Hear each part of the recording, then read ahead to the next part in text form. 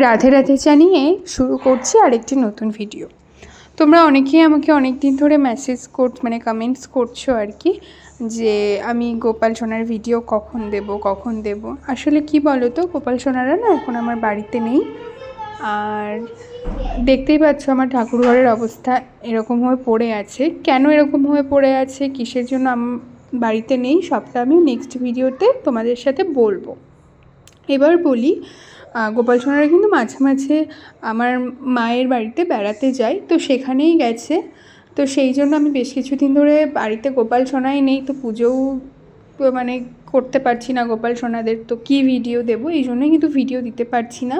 কিন্তু অবশ্যই তোমাদের কাছে আমার রিকোয়েস্ট, তোমাদের গোপাল সোনাদেরকে তোমাদেরকে দেখিয়ে দিচ্ছি।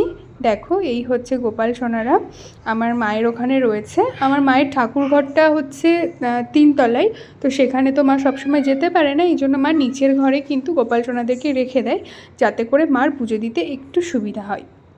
আর এই হচ্ছে গোপাল সোনাদের বাস্কেট, লেপ, ক্যাথা সব। আর এই হচ্ছে গোপাল সোনারা। তো দেখে নিলে, আমি খুব তাড়াতাড়ি গোপাল সোনাদেরকে বাড়িতে নিয়ে আসবো। আজকে এই অবধি। রাধে রাধে বন্ধুরা।